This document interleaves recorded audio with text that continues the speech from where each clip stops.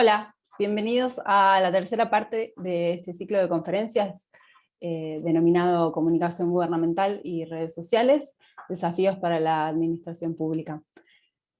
Mi nombre es Agustina Lassi y hoy nos toca trabajar con un acercamiento al ecosistema digital de las plataformas. Entonces, la idea en esta clase es poder realizar un mapeo del ecosistema mediático de las plataformas actual en Internet, para luego describir cómo funciona, qué es una plataforma y delinear algunos de los problemas que conlleva el uso de las mismas para la comunicación gubernamental específicamente. También durante esta clase vamos a resaltar los principales desafíos que representa este escenario tan complejo, cuando se piensa en diseñar una comunicación estratégica, o también de crisis. Para acompañar esta clase vamos a contar con 3 textos de apoyo. Uno que es de carácter obligatorio, que está vinculado a la circulación informativa y a la incidencia de Google y de Facebook en la misma, y los otros 2 que profundizan en algunas cuestiones específicas de las problemáticas que vamos a detallar durante la clase, que son de carácter optativo. Voy a comenzar por decirles que en este primer minuto que nos insumió la presentación de esta conferencia, en el mundo se enviaron 38 millones de mensajes de WhatsApp. También se le dio play a más de 40 millones de videos en YouTube, y se realizaron cerca de 4 millones de búsquedas en Google, en solo un minuto. Todas estas acciones producen grandes volúmenes de datos y requieren de métodos de análisis computacionales, digamos, a la altura de esos volúmenes de datos, ¿no? Y también de amplios espacios de almacenamiento, y por ende de una logística y de un capital muy importante. La misma consultora que mide estos datos, que se llama Cumulus Media, también analizó que el tráfico digital se lleva el 7% de la producción energética mundial, y que si Internet fuese un país, ocuparía el 6º lugar en contaminación ambiental. Pero aquí la idea, digamos, no es llevarlos por el camino de una tecnofobia o de un determinismo tecnológico, sino por aquel que nos invita a una mejor comprensión de las formas en que operan estas plataformas, para de esa manera, digamos, poder utilizarlas y poder comunicar gestión a través de ellas de manera efectiva. Entonces vamos a comenzar. ¿Qué podemos decir del contexto internacional? Nos es relevante conocer que aún un 40% de la población mundial no accede a los servicios de Internet, si bien el año 2020 fue un año, digamos, que aceleró a partir de la virtualización de la vida a la que nos forzó la pandemia, contribuyó a que se sumen unos 300 millones de usuarios a Internet, pero aún esa brecha no se cierra, ¿no? En el panorama más cercano, latinoamericano, digamos, la penetración de Internet a nivel población es del 72% en América Latina. Y en Argentina es del 93%, por lo cual es uno de los niveles de penetración más altos de la región. Como observan a la derecha, en el top 3 de las plataformas utilizadas en Argentina, los servicios provistos por la empresa Facebook, digamos, la red social homónima, y WhatsApp, son las 2 plataformas más utilizadas, ahí muy parejas, digamos, en Argentina, seguidas por la plataforma de video en streaming, propiedad de Alphabet, que, bueno, conocida como la casa matriz de Google, digamos, YouTube. 2 factores a tener en cuenta cuando analizamos estos datos y que explican estas cifras tan concentradas de utilización. El primero es pensar en los planes de datos de celulares. La mayoría suelen ofrecer WhatsApp de manera gratuita, es decir, que no consume los datos, digamos, por los que pagamos. Esta estrategia puede ser cuestionada como una estrategia anticompetencia. De hecho, en algunos tribunales del mundo es juzgada como anticompetitiva, pero digamos es uno de los motivos que explica por qué WhatsApp lidera este segmento, a pesar de que en los últimos tiempos Telegram empezó a ganarle algo de terreno a partir de cuestiones de privacidad y de datos de los que vamos a hablar.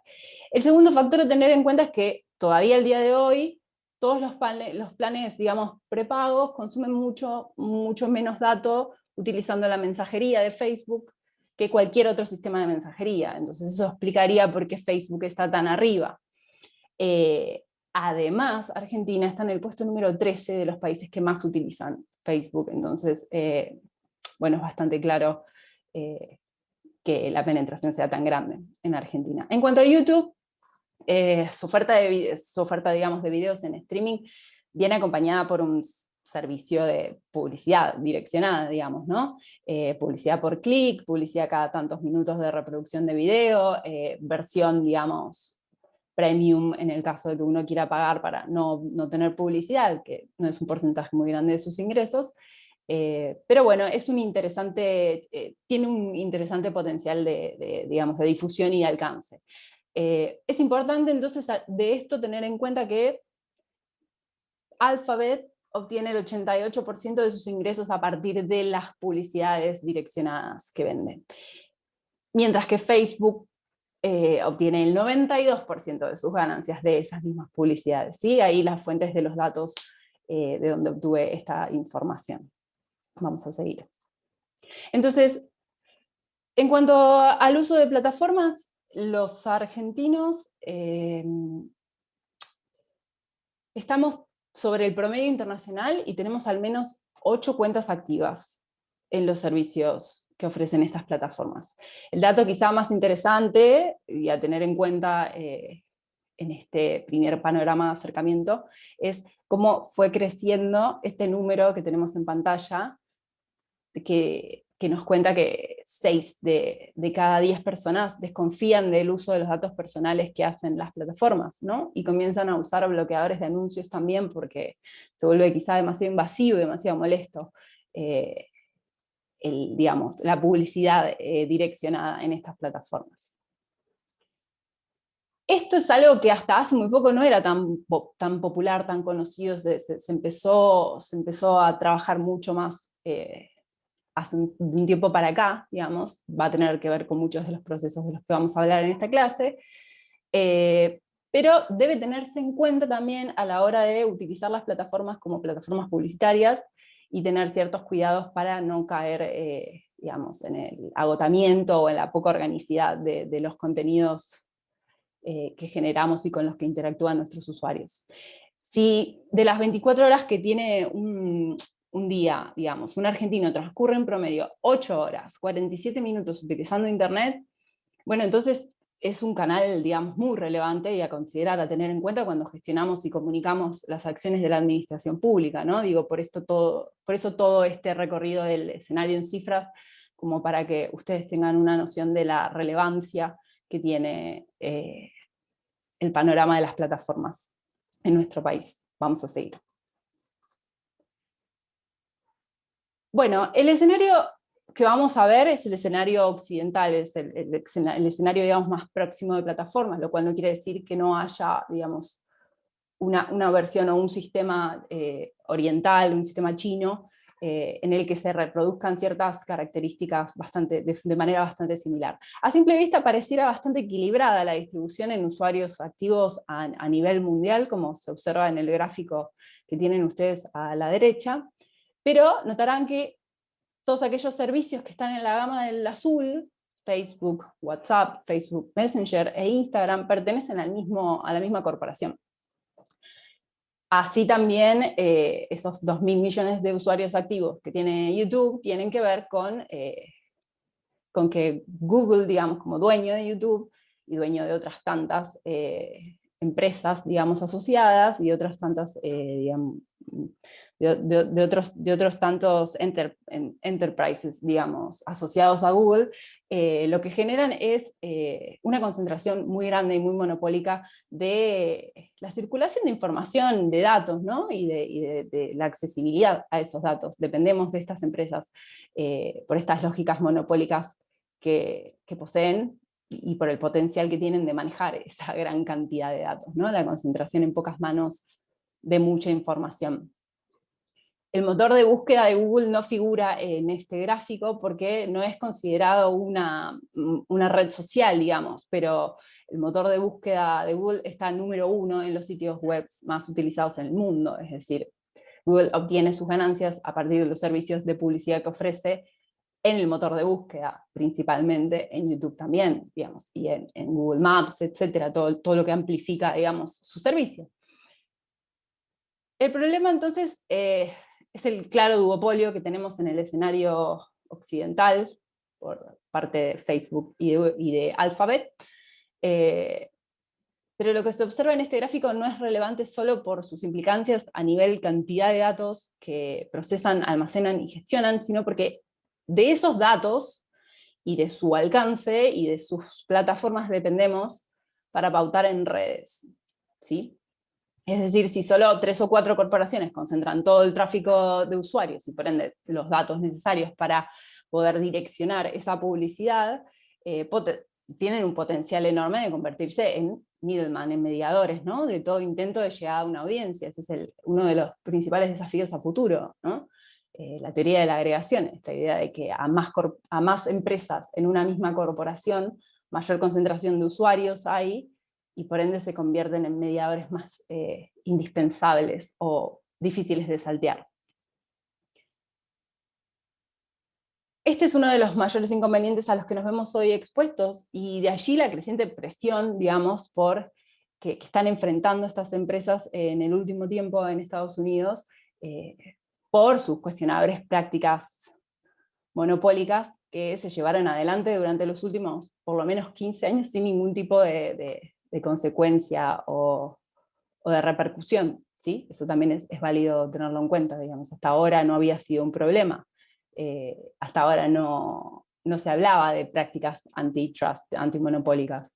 Ahora sí se empieza a pensar porque se empiezan a concentrar realmente muy fuerte en los volúmenes de datos. Las tres plataformas que me faltó nombrar son de origen chino. WeChat, QQ pertenecen a Tencent y TikTok a otra empresa china, no importan los nombres. A mí lo que me interesa que ustedes entiendan es que el sistema es bastante similar, solo que en China es mixto, es decir, el Estado tiene intervención en ese sistema, y que la concentración es prácticamente la misma. Si en Occidente es Google, Facebook, en China son Alibaba y Tencent, los dueños, digamos, de casi todo.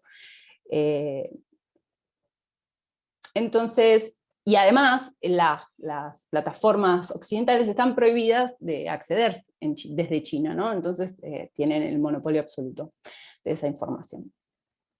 Bueno, vamos a seguir con la siguiente slide. Bueno, acá tenemos entonces en imagen a los 5 grandes, como los denomina José Van Dijk, una autora alemana que analiza plataformas, una de las pioneras junto con Manuel Castells en pensar en una, digamos, en una descripción bastante desmenuzada de las plataformas.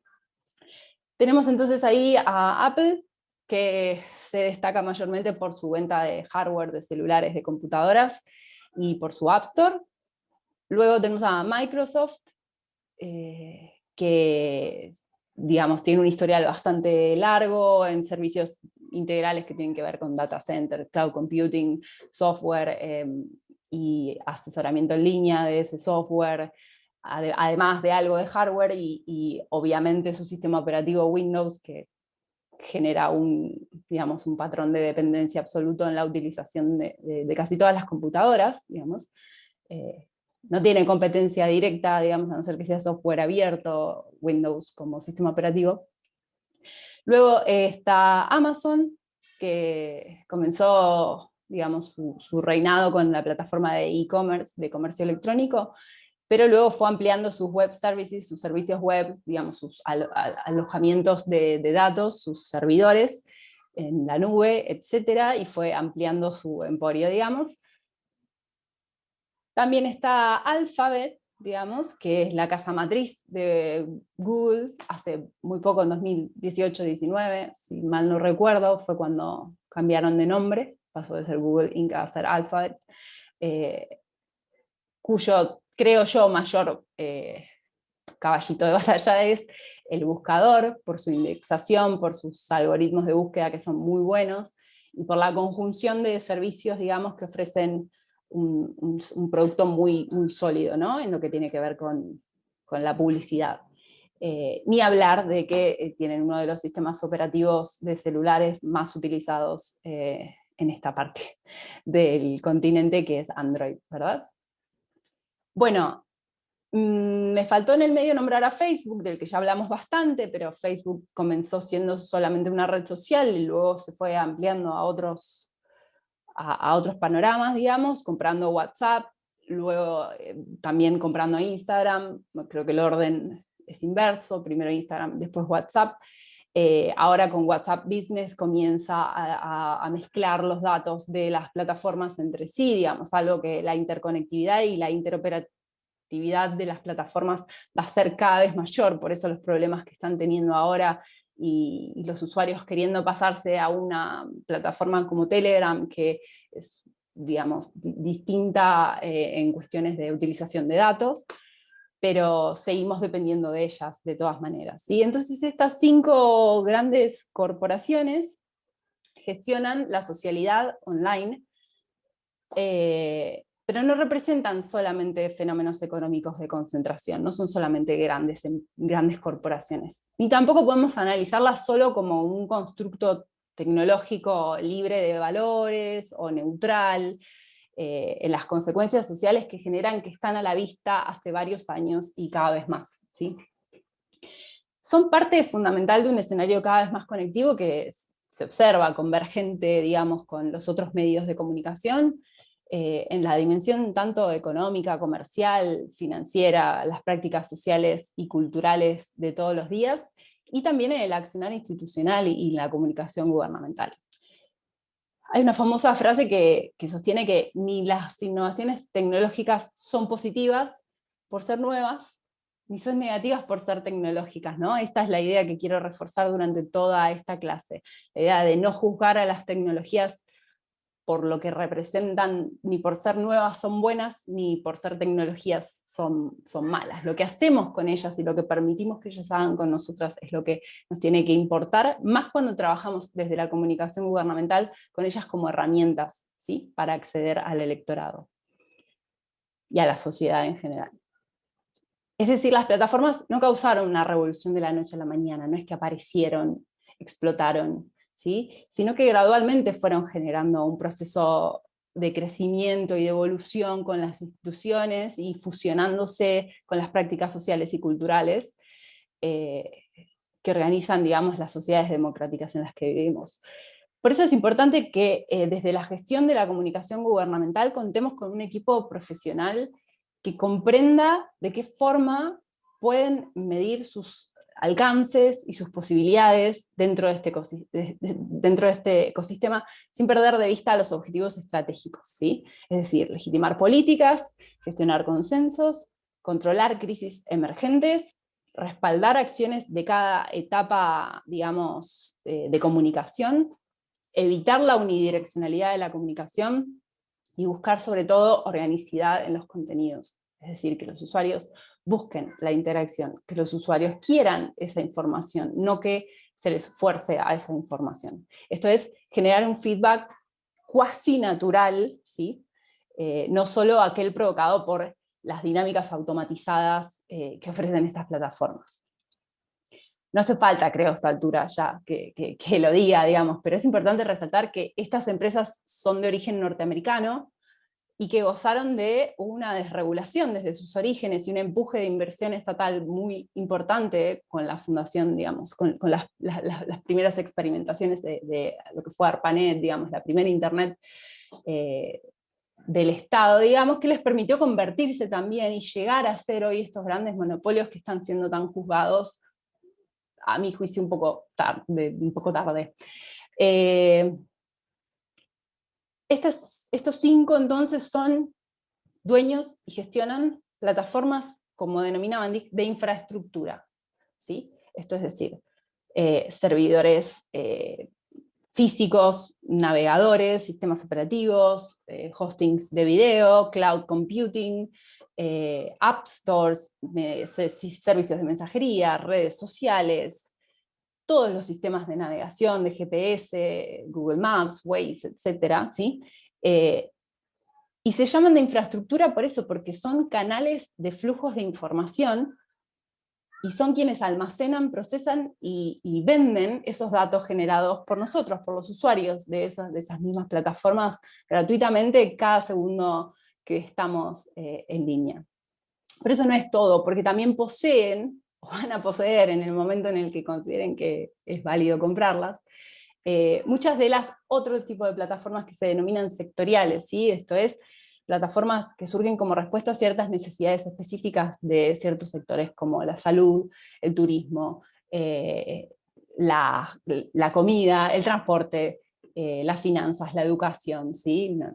Basta con el ejemplo de Zoom, de Jitsi y de todas las plataformas de video que se empezaron a utilizar e implementar a partir de la pandemia. Entonces, en medio de todo este ruido, digamos, que avanza así a pasos gigantes, son menos de 10 años, 15 años en los que estas empresas se convirtieron en estas megacorporaciones, la comunicación gubernamental tiene un problema muy grande, que es que sigue pensándose con parámetros del siglo XX. Esto lo dice y lo sostiene Mario Riorda, que es un autor que ya abordamos en este ciclo, pero lo vuelvo a traer porque me parece muy interesante, que se sigue pensando en términos del siglo XX, en términos de publicidad, ¿sí? Se deja todo en manos de la publicidad y no se le presta suficiente atención a la escucha de los usuarios, que es esto que hablo de la organicidad, de la necesidad de que haya un feedback. Las redes sociales tienen un gran potencial de ofrecer feedback, sin embargo, son más utilizadas, digamos, para hacer un targeting específico publicitario que para sostener consensos a largo plazo o para realizar una comunicación estratégica. Las herramientas que proveen todas estas plataformas digitales nos permiten, entre otras cosas, una mayor capacidad de previsión y de escucha, ¿sí?, de las demandas de la población, pero siguen siendo vistas exclusivamente como espacios donde pautar y difundir. Entonces quizá ahí haya que reforzar en el concepto de, digamos, de ampliación de potencial de las redes. Las demandas públicas se presentan cada vez más complejas y escindidas, los públicos se segmentan y se convierten en nichos cada vez más pequeños, y las crisis siempre requieren de respuestas que estén diseñadas a medida, es decir, la Big Data que nos ofrece todo este mundo nos da una clave de lectura estadística que nos va a permitir planificar políticas públicas a futuro de mucho mejor manera, dice Riorda, y que la política debería tener claramente en cuenta cómo es la utilización de esa Big Data, y tener capacidad de procesamiento propio, ¿no? y plataformas propias y desarrolladas al interior de cada gestión. Vamos a seguir con la siguiente slide. Entonces, acá nos vamos a poner un poquito más densos. Disculpen, disculpen si se vuelve un poquito complejo, voy a tratar de ir despacio para que se entienda todo bien. Entonces, resulta necesario a esta altura que conozcamos por lo menos por encima algunos de los mecanismos que subyacen al funcionamiento de estas plataformas, ¿sí? Hay ciertos factores que influyen mucho. El primero es la opacidad del lenguaje computacional, digamos, la programación. El lenguaje de programación es muy complejo y muy difícil de comprender. No solo eso, sino que no es transparente, no suele transparentarse, son secretos de empresa, digamos. No suelen darse a conocer esos lenguajes de programación que tienen que ver con lo que vamos a ver más adelante con los algoritmos, ¿no? La poca transparencia de las empresas es un problema respecto del modo en que operan, ¿no?, con esos datos. Pero si comprendemos ciertas dinámicas básicas, como las que vamos a ver ahora, vamos a poder proceder de mejor manera al diseño de una estrategia de comunicación. Entonces, primero, comprender que la plataforma es solo, digamos, es la base, ¿sí? No es la herramienta de acción en sí. Pongo un ejemplo. WhatsApp no es solo un modo de conexión vía chat, vía audio o vía imagen, ¿sí?, con otros, sino que WhatsApp moldea una forma de vida, ¿sí?, la forma en que vivimos, moldea nuestras relaciones sociales, nuestras interacciones con otros.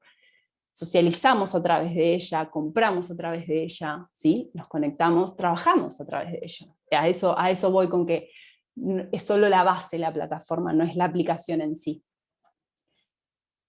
Al igual que cualquier otra plataforma que se les ocurra que nombre en este momento, ustedes se van a dar cuenta que todas ellas son más de lo que creemos que son, digo, como herramientas, ¿no? Entonces estas plataformas, que algunas ofrecen software, otras ofrecen software y hardware, otras ofrecen servicios de publicidad, o servicios de mantenimiento de sitios web, o servicios de data server, cloud computing, etcétera, analíticas también, digo, medir el impacto de cierta publicación, etcétera, codifican, ¿sí? Ahí está lo del lenguaje computacional, codifican, es decir, transforman en datos a la actividad social. Ahí está, eso es lo que son las plataformas. Ahora, en términos estrictamente técnicos para definir una plataforma, tenemos que pensar en que una plataforma es una arquitectura conectiva, programada y diseñada para generar interacción entre usuarios. Punto. ¿Sí? Entonces, si está diseñada para generar interacciones, tiene que hacerlo a través del procesamiento de todo rastro de información que genere un usuario. ¿Sí? A eso lo vamos a denominar datos. Los datos son la materia prima económica con la que operan estas plataformas y resultan necesarios, absolutamente necesarios para su funcionamiento. ¿Sí? Es decir, sin información no hay dato, sin dato no hay plataforma. Resultan necesarios y deben de tener un formato estandarizado, ¿sí? Para ser computado, por eso se lo llama dato y no información, ¿sí? Sí, digamos, ya se lo moldeó de alguna forma. El dato entonces se construye a través de una colección de data points o de puntos de interés específicos que están programados, que luego se curan de acuerdo a ciertos intereses y se eligen, como por ejemplo son cualquier tipo de metadatos, ¿sí? Desde el género, la geolocalización, las etiquetas temporales, las palabras clave, las búsquedas que hacemos en línea, las cookies que dejamos en los sitios web, digamos, todo eso genera datos. Esos datos son procesados por algoritmos. En su definición más llana, un algoritmo es un constructo matemático. Claro, sí, perfecto. ¿Y qué es un constructo matemático? Se preguntarán ustedes. Bueno, un algoritmo es una serie finita de instrucciones programadas para obtener cierto resultado, con un fin, ¿sí? Es decir, ingresa un input, que son esos datos, y se le dice a través del algoritmo que con esos datos se haga algo, ¿sí? Voy a ponerlo bien llano para que lo comprendan. Por ejemplo, el algoritmo de recomendación de usuarios en Twitter, que te dice a quiénes puedes seguir de acuerdo a tus intereses. Eso está programado de acuerdo a ciertos metadatos que están volcados en ese algoritmo, entonces se le dice al algoritmo que haga tal y tal cosa, que a partir de cierta información recomiende tal otros usuarios, o tal otra publicidad, o tal otro, digamos, posteo, ¿sí? Estas plataformas tienen un fin último, que es conectar usuarios con personas, grupos, productos, servicios y sobre todo con publicidad. ¿Sí? La idea siempre es generar el mayor engagement posible, esto es decir, interacción, ¿sí? A mayor tiempo en pantalla, digamos, más ganancia para las plataformas. Alimentan lo que se denomina una economía de la atención, ¿sí? Los usuarios vendemos nuestra atención a las plataformas a cambio de los servicios que nos ofrecen, ¿sí? Por eso nos cuesta no verlas como herramientas exclusivamente, porque es nuestra forma de darnos cuenta de que, bueno, estamos dando todo esto, pero a cambio nos dan un servicio que vale la pena pagar con nuestros datos. Bueno, eso debería de ser un poco más cuestionado, considero, y creo que con el tiempo y a partir de los datos que estuvimos viendo al principio, eso comenzó a cambiar de alguna manera. Entonces ya dijimos que es una plataforma, qué son los datos, cómo se procesan a través de los algoritmos, y nos falta hablar de las interfaces, que capaz es el nombre más complejo, pero de explicar es el más simple, porque la interfaz es lo que está, digamos, las configuraciones que vemos que conviven con nosotros a diario en la pantalla de nuestros celulares, por ejemplo, ¿sí? En un sentido práctico es la aplicación que abrimos y que nos pregunta en qué estás pensando, que nos pide que interactuemos, que pongamos me gusta, que hagamos retweet, que hagamos clic en una publicidad o que le pidamos amistad a alguien, ¿sí? Digamos, si hacemos un seguimiento de las interfaces, nos vamos a dar cuenta que cada vez más comienzan a cambiar más rápidamente, ¿sí? Es decir, están en una búsqueda constante de mejorar su performance, ¿sí? De tenernos más tiempo en pantalla, si quisiera decirlo de alguna manera, ¿sí? Hubo ciertos cambios en el último tiempo que así lo demuestran. Ahora bien, en las sociedades occidentales democráticas en las que vivimos, en el cual las crisis, digamos, son moneda corriente y los consensos a veces son bastante complejos, hay discursos de odio que se multiplican y la tensión en la ciudadanía es un problema bastante grande. Este accionar de las plataformas, que tiene que ver con los algoritmos y las recomendaciones y la circulación informativa, comienza a ser un problema y hay que tenerlo muy en cuenta a la hora de comunicar, ¿sí? Porque pueden funcionar de aliados, pero también pueden poner en riesgo liderazgos. Es por eso que es tan importante contar con un equipo que conozca de estas, digamos, de este funcionamiento, ¿sí? Que esté formado para diseñar una comunicación que tenga en consideración estas lógicas de distribución. Seguimos. Bien, entonces, a partir de lo que ya vimos respecto de cómo es que funciona la arquitectura de las plataformas, podemos comenzar a pensar en algunos de los sesgos del ecosistema de plataformas, ¿sí? Que pueden afectar sobre todo a una buena comunicación estratégica, ¿sí? Lo más relevante siempre es no perder de vista que estamos hablando de esto, de comunicación gubernamental y estratégica, aún en un contexto de crisis pandémica, ¿sí? Es decir, pensar en la comunicación planificada a largo plazo y que tienda a alimentar el proceso más complejo y más profundo del branding, ¿no? De la marca país, a la que ya se refirió la doctora Marina Costa en una de las clases anteriores. Aún así, siendo comunicación estratégica o comunicación de crisis, la comunicación gubernamental nunca debe ser confundida con comunicación electoral ni con publicidad hipersegmentada, hiperpersonalizada por parte de los políticos, porque el problema ahí está en que todos estos procesos como las burbujas de filtros y el profiling o el perfilizado, digamos, esta construcción de perfiles que hacen las plataformas, afecta el proceso de la comunicación gubernamental tan necesaria, ¿sí?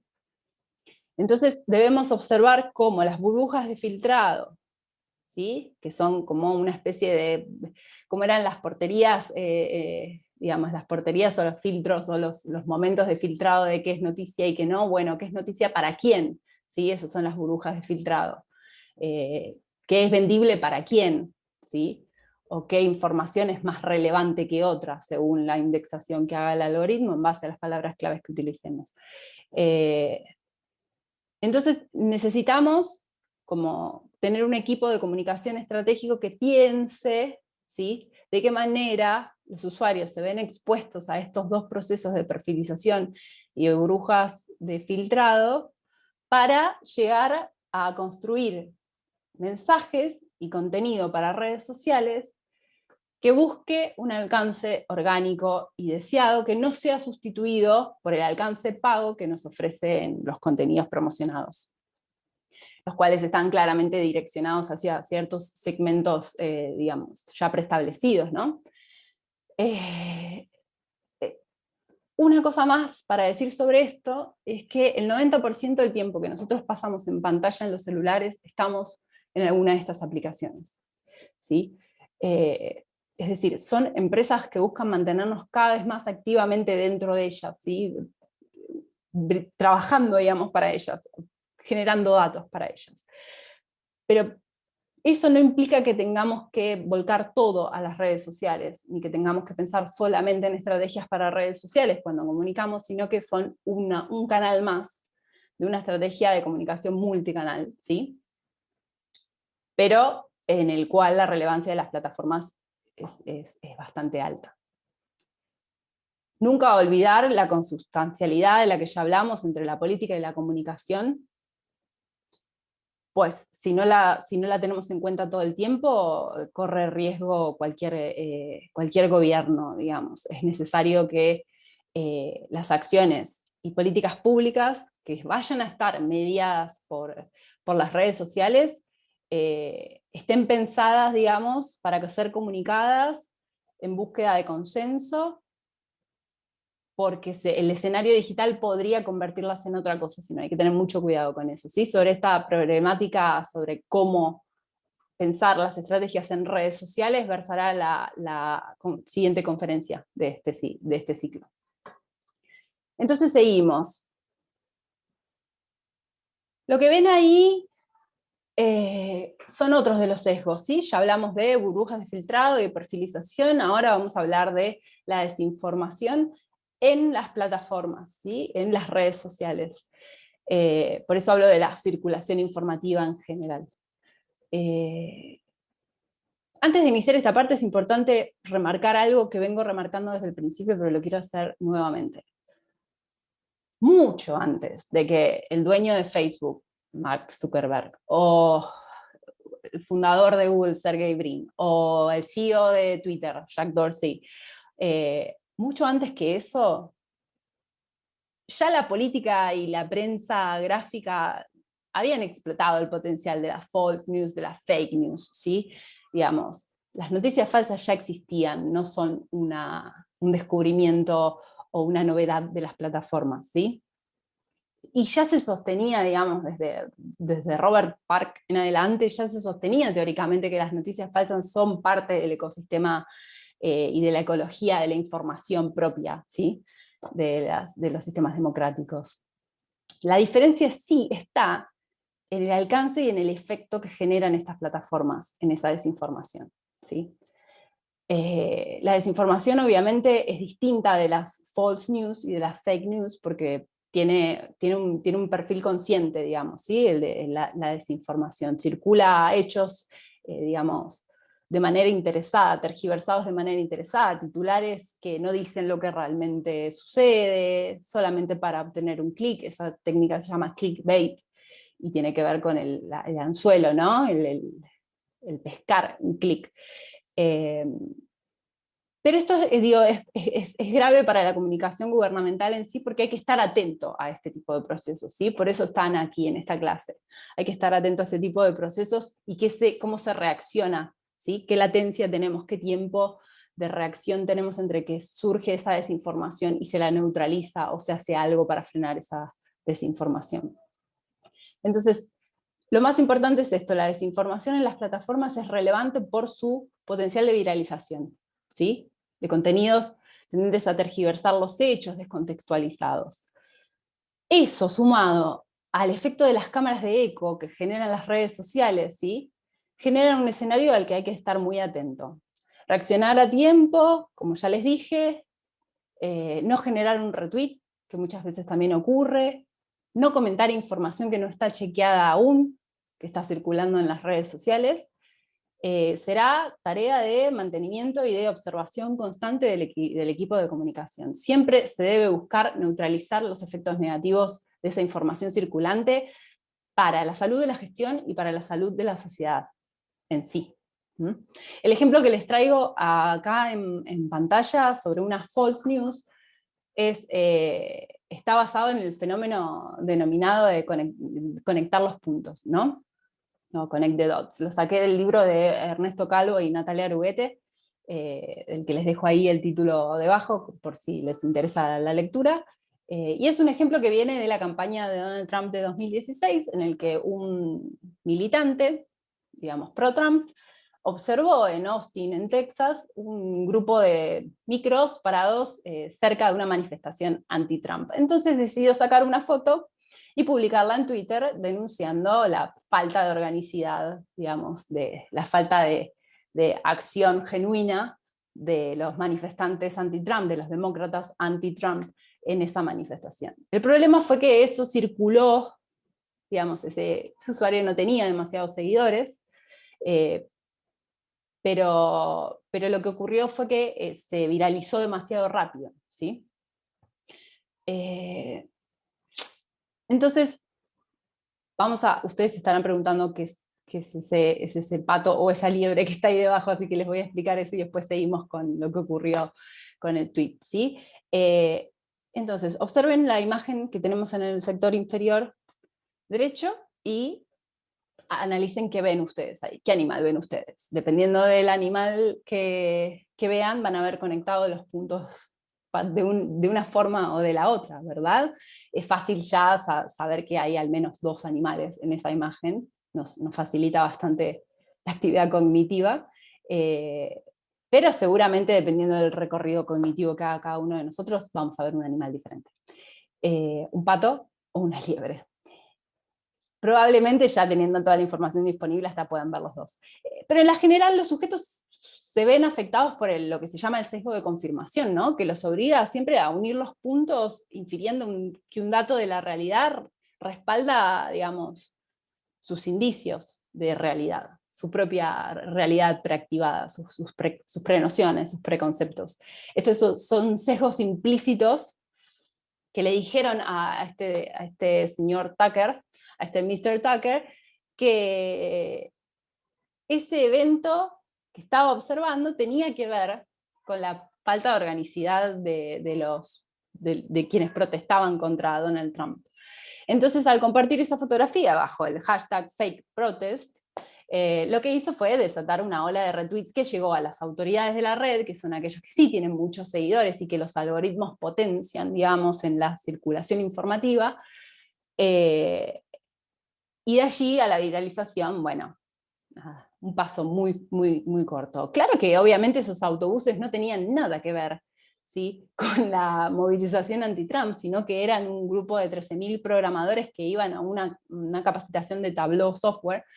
Es decir, que no eran un pato, eran una liebre, pero el tweet en el que Mr. Tucker dice, bueno, no, me equivoqué, en realidad eran micros que estaban en una conferencia, en una clase magistral, no tuvo la misma repercusión que ese primer tweet fundante, ¿sí? Es decir, que quedó activado como un frame, como un encuadre, que los demócratas llevan gente a las protestas anti-Trump y que las protestas anti-Trump son falsas, son armadas, no son orgánicas. Ese es el peligro, digamos, que tiene la viralización extrema que proponen los algoritmos en estas redes. Seguimos. Entonces, ya hablamos de desinformación, ya hablamos de el fenómeno de viralización, ahora vamos a hablar de false news, digamos, ahora vamos a hablar de fake news y de deepfake. Otra forma de circulación informativa muy tóxica para la práctica política, sobre todo, son las fake news. Las fake news tienen una característica distintiva, ¿sí?, que es que tienen un carácter de acto performativo, ¿sí? Están diseñadas y pensadas para infligir un daño al oponente. Buscan una retribución económica o política y se construyen con ese fin, ¿sí? Circulan bajo todas las formas posibles en el ecosistema. Suelen ser bastante difíciles de contrarrestar, ¿sí? Sobre todo porque los fenómenos de polarización y de división que fomentan estas redes sociales generan una interconexión entre las comunidades, difícil de frenar porque estas comunidades poseen un razonamiento motivado, compartido, y un set de valores y creencias compartido, que lo que hace es que circulen más esos discursos. Por último, tenemos a las deepfake. Las deepfake son contenidos audiovisuales que utilizan inteligencia artificial para modificar o alterar el contenido de un video, ¿sí? Falseando identidades, ralentizando sonidos, editando material existente. Son un riesgo porque son muy difíciles de constatar digamos, de contraponer con la realidad, al menos para el ciudadano de a pie, ¿no? Y su diferencial está en que su espectacularidad hace que circulen muy rápido. Y además suelen estar pensadas para validar creencias preexistentes, ¿sí? Tanto las false news, como las fake news, como las deepfake, activan encuadres, es decir, ponen a circular narrativas preexistentes en los sujetos que están expuestos a esos mensajes. De todas formas, el fin aquí, de nuevo les repito, no es en absoluto resaltar una oda a la manipulación de la mente por parte de las redes sociales, en absoluto, sino que, por el contrario, hay que remarcar las estrategias a tener en cuenta, en qué estar atento y cuáles son los modos de circulación que pueden afectar el estado de las cosas en una sociedad que está atravesada por esta realidad, ¿sí? Bien, seguimos. Entonces, ya dijimos que las plataformas, por el modo en que generan circulación informativa, pueden aumentar la distancia entre las políticas de los partidos entre los políticos de los partidos, así como también las distancias simbólicas entre los usuarios y entre los encuadres de esos usuarios que se preactivan, digamos, en sus cogniciones, ¿sí? Esto se manifiesta de forma sintomática en una mayor polarización de las comunidades, de las ideologías que comparten y de las prácticas que convocan mediante esas mismas redes sociales. Se observa una fuerte radicalización de posturas, multiplicación de grupos que apoyan teorías conspirativas, un sentido de pertenencia que genera compartir un razonamiento motivado con otros. Es algo a lo que estar muy atento desde la comunicación gubernamental, ¿sí? Mediante estrategias comunicacionales en redes diagramadas y desplegadas por una administración, digamos, que pone su intención en mejorar esa comunicación, se puede crear confianza y se puede abonar una dinámica de gobierno abierto en el que las redes sean utilizadas para eso, ¿sí? Para ofrecer mejores servicios e información antes que para solo publicitar. Pero también se puede fomentar una mayor división y una creciente radicalización a partir de la mala utilización de los discursos circulantes, ¿sí?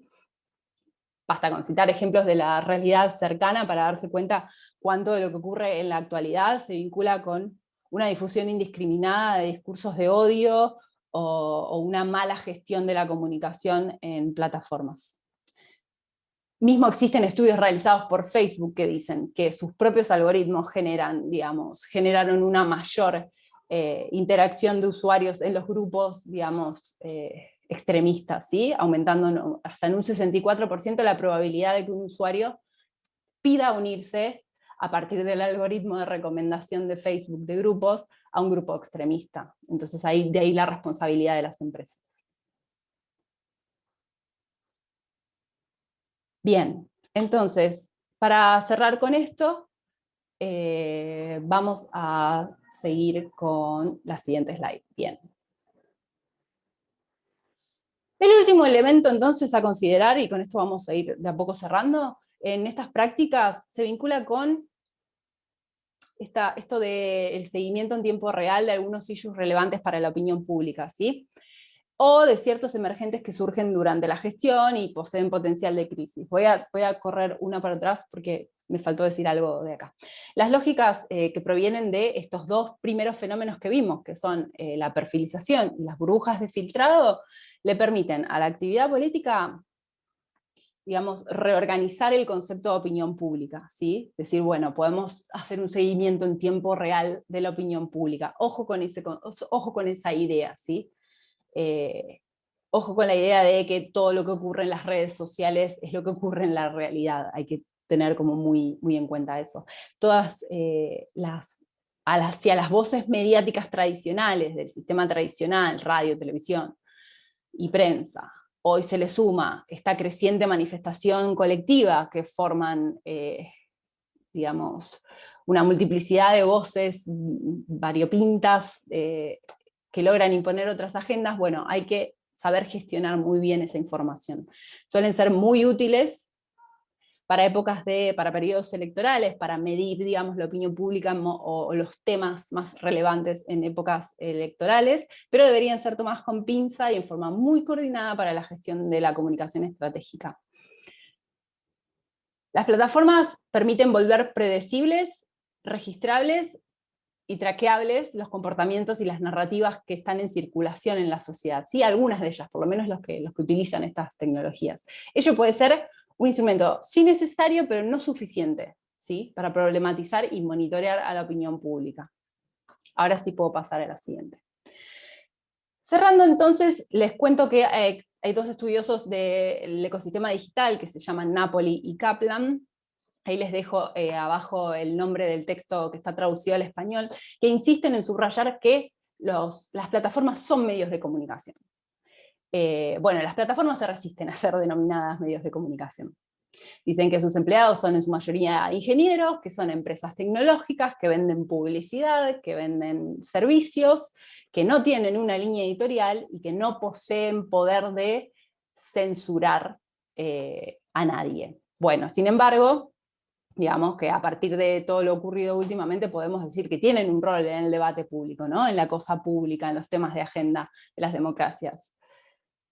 Esta problemática, si la vinculamos al concepto de la libertad de expresión, de la censura y el rol de los editores de estas empresas privadas, se vuelve muy relevante en estos momentos, ¿no? Que están tan convulsionados en términos políticos. El tema de la regulación soberana de las plataformas ya está en la agenda de muchos gobiernos, sobre todo en Europa, más allá de que estemos atravesando esta crisis por la COVID-19. Ya dijimos que todas estas corporaciones son de origen norteamericano, que se gestaron a partir de una desregulación muy fuerte del mercado, y que además debemos decir que la regulación las ampara a partir de la sección 230 de la Communications Decency Act de 1996, que data de 1996, ¿no? Las protege, digamos, las exime de responsabilidades por el contenido publicado por los usuarios en esas plataformas. Entonces, digo, desde ese lugar también los periódicos tienen el debate fue muy largo y los periódicos tienen un lugar en las constituciones, la libertad de prensa tiene un lugar en la Constitución. Sin embargo, si pensamos en las plataformas, al ser un fenómeno tan novedoso, bueno, quizá necesitemos regulación emergente en base a esto, ¿no? Entonces, es imposible no observar con atención la influencia que tienen estas plataformas cada vez mayor en la circulación informativa, ¿no? Y en la salud de las democracias, en el campo de la política, de las campañas electorales y en la gestión del gobierno. Casos como lo ocurrido el último enero en los Estados Unidos, casos como el escándalo asociado a Cambridge Analytica y Facebook durante las elecciones 2016 en Estados Unidos, el referéndum del Brexit, digamos, los grupos de WhatsApp y las campañas electorales y todo lo que se gestó alrededor de ciertas campañas en América Latina, parecieran demostrar que hay que prestarle mucha atención a esto. ¿Sí? Estas plataformas tienen menos de 20 años de existencia y en su forma actual tienen menos de 10 años de existencia, y se han convertido en una herramienta básica de la actuación política. Pero no son ni más ni menos, digo yo, que una forma de subjetivación más, y deberían dejar de observarse exclusivamente o meramente como objetos, como instrumentos de publicidad, ¿sí? Desde la comunicación gubernamental. Además, pasamos de un momento de euforia por la democratización de la información y el surgimiento de las nuevas tecnologías, de la información y la comunicación, a un escenario cada vez más concentrado de empresas que enfrentan juicios antimonopolio, que se exponen frente al Senado de los Estados Unidos, que efectúan censuras a presidentes electos, digamos, por más cuestionables que sean sus declaraciones, que cierran cuentas, que ponen etiquetas a la información, que chequean información, bajo criterios no consensuados, ¿no? Entonces, este otro panorama exige una pronta regulación. Digamos, basada mayormente en consensos que deberían de ser regionales, ¿sí? Como ya se está observando en Europa a partir de las nuevas regulaciones en pos de una soberanía digital y de una mayor ciberseguridad. Pero, sin dudas, digamos, como observan en la cita que les dejo allí, este no es un problema nuevo, este no es un problema exclusivo ni excluyente de las plataformas, digamos. Es un panorama que exige regulación, pero el ecosistema digital, así como el sistema mediático tradicional, tienen las mismas problemáticas, ¿sí? Entonces debemos preguntarnos esto: ¿de qué manera la acción política puede utilizar estos espacios como instrumentos potenciadores de una comunicación gubernamental, digamos, efectiva, ¿sí? Y esto, estar muy atentos, para cerrar, en la idea de que no todo efecto de la comunicación debe por sí mismo concebirse como la parte efectiva de la gestión política, ¿sí? Comunicar no es hacer política, ¿sí? Digamos, es una parte, pero posee límites y alcances específicos, ¿sí? Que se verán en la siguiente conferencia, que es la que estará a cargo de Malena Dib. Esto es, tenemos que empezar a pensar a la comunicación de manera profesional como un complemento necesario para responder mejor a, digamos, de la mejor manera a las crecientes demandas de una sociedad cada vez más compleja, ¿sí? Y que tiene cada vez más herramientas a través de las cuales expresarse, pero que está intervenida por todos estos sesgos problemáticos, ¿sí? Bueno, les agradezco mucho por la atención y será hasta la próxima. Muchas gracias.